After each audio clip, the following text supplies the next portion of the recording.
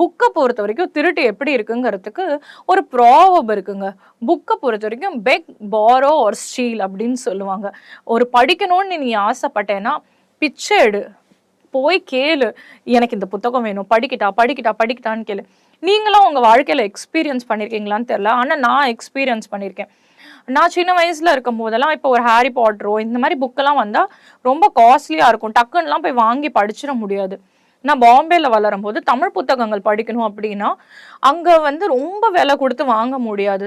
அதனால இங்க நாங்க ஊருக்கு வரும் போதெல்லாம் அம்மா என்ன பண்ணுவாங்கன்னா, அம்மாவோட நண்பர்கள் வீட்டுக்கு என்னை கூட்டிட்டு போவாங்க.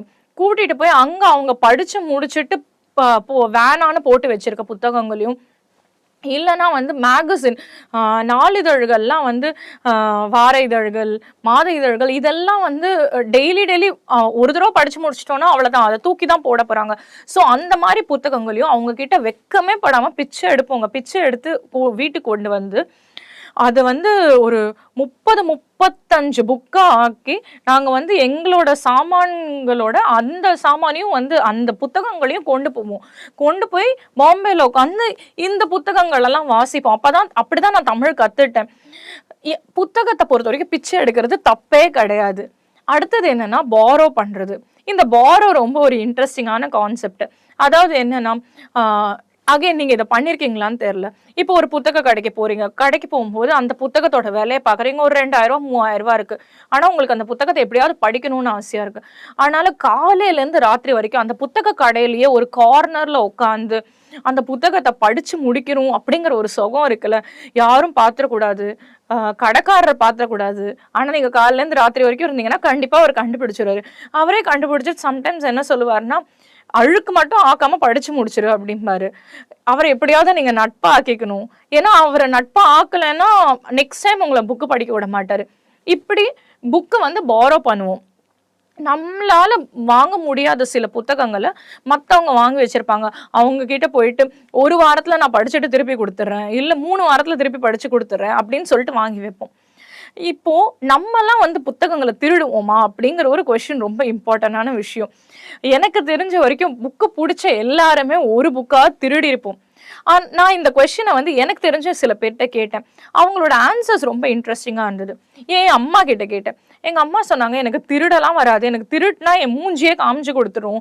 ஆனால் நான் என்ன பண்ணுவேன்னா அவங்க கிட்ட கேட்டு அந்த புத்தகத்தை வாங்கிப்பேன். அதுக்கப்புறம் அவங்களுக்கு திருப்பி மட்டும் கொடுக்கவே மாட்டேன். எனக்கு ரொம்ப பிடிச்சிருக்குன்னா நானே படிக்கிற மாதிரி நானே வச்சுட்டு தோ கொடுத்துட்றேன்னு அவங்க மறக்கிற வரைக்கும் அந்த புக்கை திருப்பியே கொடுக்க மாட்டேன். ஏன் அவங்க மூஞ்சிலே முழிக்க மாட்டேன் அப்படின்னு சொன்னாங்க. நம்ம எல்லாருமே வாழ்நாள்ல புத்தகத்தை வந்து ரொம்ப பிடிச்சவங்க கண்டிப்பா புத்தகத்தை வந்து எங்க இருந்தாலும் திருடி இருப்பாங்க. இந்த திருடுறதுல ஒரு லாஜிக் இருக்குங்க. எங்க இருந்து புத்தகம் திருடணும் அப்படிங்கிறதுக்கு ஒரு கண்டிப்பான ஒரு லாஜிக் இருக்கு. அது நம்மளுக்கு ரொம்ப தெரிஞ்சவங்களால அஃபோர்ட் பண்ண முடியல, அதாவது அவங்களாலேயே பணம் கொடுத்து வாங்க முடியாத புத்தகங்களை நம்ம கண்டிப்பா திருடவே கூடாது. ஆமா. அதே மாதிரி ஒரு புத்தக கடையில போய் புத்தகத்தை திருடக்கூடாது. ஏன்னா அவங்களோட பிஸ்னஸ், அது அவங்களோட வியாபாரம் பாதிக்கப்படும். ஆனா சில சமயம் புத்தகம் வந்து ஒரு அழகான நாய்க்குட்டி போல ஒரு விஷயம். அதை வந்து பராமரிக்காம குப்பை மாதிரி போட்டு வச்சிருப்பாங்க தெரியுமா, அந்த இடத்துல இருந்து நம்ம அதை போய் திருடிட்டு வர்றது தப்பே கிடையாதுன்னு நான் நினைக்கிறேன். இது என்னோட கருத்து தாங்க, உங்களை நான் புத்தகம் திருட சொல்லலை. ஆனா இப்படி நிறைய பேர் புத்தகங்களை திருடி இருக்காங்க. புத்தகங்களை திருடுனதுல ரொம்ப சுவாரஸ்யமான நிறைய விஷயங்கள் இருக்கு. இந்த மாதிரி சுவாரஸ்யமான விஷயங்கள் இருக்கும்போது புத்தக திருட்டு எந்த அளவுக்கு ஓகே, எந்த அளவுக்கு ஓகே இல்லை அப்படிங்கிற ஒரு கொஸ்டினும் வருது. நம்ம திருப்பி இயன் மெக்கவனோட கதைக்கு போவோம். இயன் மெக்கவனோட கதையில வர நண்பர் என்ன பண்றாருன்னா, புத்தகத்தை பாக்குறாரு. யாரோ எழுதி வச்சிருக்க ஒரு புத்தகம் இல்லை, தன்னோட நண்பர் எழுதி வச்சிருக்க ஒரு புத்தகம். தன்னோட நண்பனோட பேரு போயிடும், அவரோட மரியாதை போயிடும். இதை பத்தி எதையுமே கவலைப்படாம அவர் மாட்டுக்கு புத்தகத்தை திருடிட்டு வந்துடுறாரு. அவர் எழுதின கதைகளை திருடிட்டு வந்துடுறாரு. இந்த விஷயத்துக்கு பேரு பிளேஜரிசம் ஆர் ஐடியா தெஃப்ட் அப்படின்னு சொல்லுவாங்க. இது ரொம்ப தப்பான ஒரு விஷயம், இது கண்டிக்கப்பட வேண்டிய ஒரு விஷயம். ஆனா ஒரே ஒரு விஷயம் என்னன்னா, இப்ப நான் ஒரு கதை யோசிக்கிறேன்னு வச்சுக்கோங்களேன். இந்த கதையை நான் முதல்ல யார்கிட்ட சொல்லுவேன்னு நினைக்கிறீங்க? என்னை சுத்தி இருக்கிறவங்க கிட்ட தான் சொல்லுவேன்.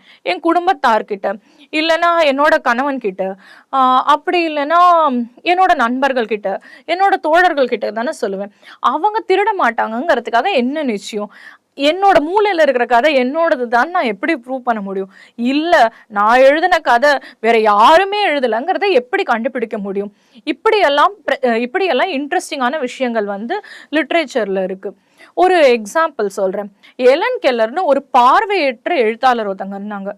இவங்களோட வாழ்க்கையில வந்து இவங்க எப்படி புத்தகங்கள் எழுத ஆரம்பிச்சாங்கன்னா, ரொம்ப சின்ன வயசுல இருந்தே இவங்களுக்கு எழுதணுங்கிற ஆர்வம் இருந்தது. அதனால கதைகளை சொல்லி சொல்லி மத்தவங்கள எழுத வைப்பாங்க. இதுல ஒரு விஷயம் இருக்கு. அவங்களோட உணர்ச்சிகள், அவங்களோட உணர்வுகள் எல்லாமே மத்தவங்க அவங்களுக்கு கொடுத்த உணர்வுகளா மட்டும்தான் இருந்தது. ஒரு நாள் எலன் கெல்லர் வந்து கிளாஸ்ல உட்காந்துட்டு இருக்கும்போது, ஒரு 10 வயசு 11 வயசு பொண்ணு கிளாஸ்ல உட்காந்துட்டு இருக்காங்க. அவங்க ஆசிரியர் வந்து ஆஹ் அஹ் ஆஹ் பனிமூட்டம் அப்படியே படர்ந்து இருக்கிறதையும், அந்த பனிகளுக்கு நடுவுல செடி கொடி பூக்கள் எப்படி வளர்ந்துருக்குங்கிறதையும் வந்து விவரிக்கிறாங்க. இதை கேட்டுட்டு இருக்க எலன் கெல்லருக்கு வந்து என்ன தோணுதுன்னா, இவ்வளோ அழகான மரகத பச்சைய வந்து இலைக்கு கொடுத்தது யாரு? இவ்வளோ அழகான பூக்களை வந்து எப்படி படைச்சிருப்பாங்க? இவ்வளோ அழகான கனிகள் எங்கிருந்து வருது? இது எல்லாத்தையும் அந்த வெள்ளை நிற பனி மேல வச்சு பார்க்கும்போது, வெள்ளையில பச்சை, வெள்ளையில சிவப்பு, வெள்ளையில ஆரஞ்சு இப்படின்னு கலர் கலரா இவ்வளோ அழகா இருக்கே அப்படின்னு அவங்களோட ஆசிரியர் சொல்ல சொல்ல இவங்க மனசுல வந்து அப்படியே அது ஒரு ஓவியம் மாதிரி படருது. படர்ந்த உடனே இவங்க என்ன பண்றாங்கன்னா, இதை ஒரு கதையா எழுதுனா எப்படி இருக்கும் அப்படின்னு நினைக்கிறாங்க. சிறு சிறு தேவதைகள் வந்து இந்த நம்ம தூங்கிட்டு இருக்கும்போது இந்த இலைகளுக்கு வந்து பெயிண்ட் அடிக்கிறதாவும், இந்த அழகான பழங்களுக்கு பெயிண்ட் அடிக்கிறதாவும், பூக்களுக்கு பெயிண்ட் அடிக்கிறதாவும் கற்பனை பண்ணி இந்த கதை எழுதுறாங்க. இதுக்கு பேர் த ஃப்ராஸ்ட் கிங் அப்படிங்கிற கதை.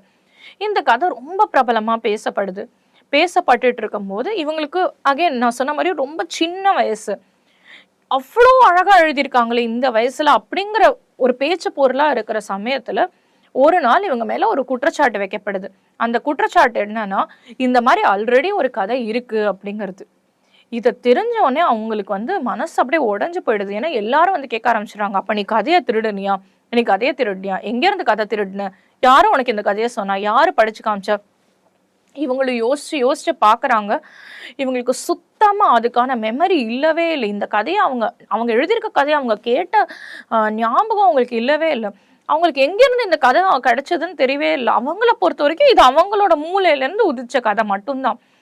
ஆனா ஒரு சின்ன பொண்ணு அதனால டிப்ரெஷனுக்கு போயிடுறாங்க. திருப்பி எழுதவே வேண்டாம், நமக்கு இனிமேட்டு எழுத்தும் நமக்கும் தேவையே இல்லை அப்படிங்கிற அளவுக்கு விட்டு போயிடுறாங்க. இவங்க அண்டர்கோ பண்ற இந்த விஷயத்துக்கு பேர் வந்து கிளெப்டோ அம்னீஷியா அப்படின்னு சொல்லுவாங்க.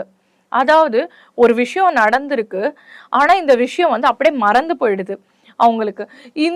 இந்த இந்த பர்டிகுலர் இன்சிடென்ட் எங்கேருந்து நம்ம இதை எடுத்தோம், எங்கேருந்து இது நம்மளுக்கு வந்தது, எப்படி நம்மளுக்கு வந்து அடைஞ்சதுங்கிறது வந்து ஐடியாக்களை பொறுத்த வரைக்கும் எப்போதுமே இருக்கக்கூடிய ஒரு விஷயம். நம்மளே ஒரு விஷயம் யோசிப்போம், சே இந்த மாதிரிலாம் பாடல் வரிகள் இருக்கே, இது நம்ம எங்கேயோ எழுதி வச்ச மாதிரி இருக்கே அப்படிலாம் நம்ம பேசியிருக்கோம். அப்போ உலகத்துல ஒரே ஒரு கருத்து மட்டும்தான் இருக்கா? உலகத்துல ஒரே ஒரு ஐடியா மட்டும்தான் இருக்கா? அப்படின்னா கிடையாது. உலகத்துல ஒரே ஒரு ஐடியா கிடையாது. இன்னும் சொல்ல போனா உலகத்துல மொத்தமே 7 கதைகள் தான் இருக்கு அப்படின்னு சொல்றாங்க. 7 கதைகள்ல இருந்து தான் 100 கதைகளும், 100 கதைகள்ல இருந்தா கோடிக்கணக்கான கதைகளும் உருவானதாகவும் கதை இருக்கு. இப்படி இருக்கும்போது நான் ரசிக்கிற நிலாவை எங்கேயோ ரஷ்யால இருக்கிறவங்களோ, எங்கேயோ யூகேல இருக்கிறவங்களோ, இல்ல எங்கேயோ ஜப்பான்ல இருக்கிறவங்களோ ரசிக்க கூடாதுன்னு எதுவுமே கிடையாது. நீங்களும் நானும் பாக்குற அதே சூரியனையும், அதே மரங்களையும், அதே செடியும், அதே கொடியும் தான் எல்லாருமே பாக்குறாங்க.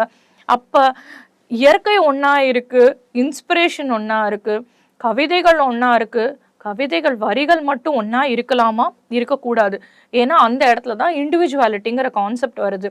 நம்ம எழுதும் போது நம்ம பார்க்குற நம்ம சுற்றுச்சூழல்ல இருந்து மட்டும்தான் நம்மளுக்கு வந்து ஐடியாஸ் கிடைக்க போகுது.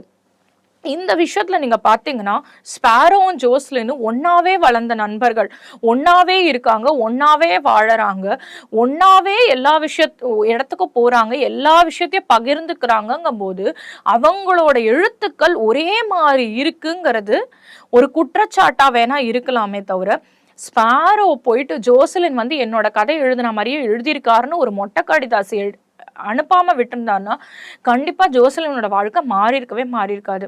இலக்கிய திருட்டை பொறுத்த வரைக்கும் வெளியில இருக்கவங்கலாம் இல்லைங்க, நம்ம கூட இருக்கிறவங்களே தான் திருடுவாங்கங்கிறதுக்கு ரொம்ப அழகான ஒரு உண்மை சம்பவம் கூட இருக்கு.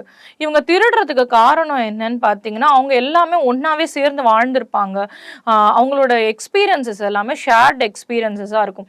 இப்படி இருக்கிறதுனால கணவன் மனைவிகளுக்கு இடையில அடிக்கடி திருட்டு வருது அப்படிங்கிற ஒரு குற்றச்சாட்டு கூட இருக்கு. ஜெல்டா ஃபிட்ஸெரால்ட், ஸ்காட் ஃபிட்ஸெரால்ட பத்தி நீங்க கேள்விப்பட்டிருக்கீங்களான்னு தெரியல. அந்த கதையோட நான் அடுத்த வாரம் உங்களை சந்திக்கிறேன். இது உங்கள் பிரியோ டிவியின் கேளடி கண்மணி. நான் உங்க லக்ஷ்மி பிரியா.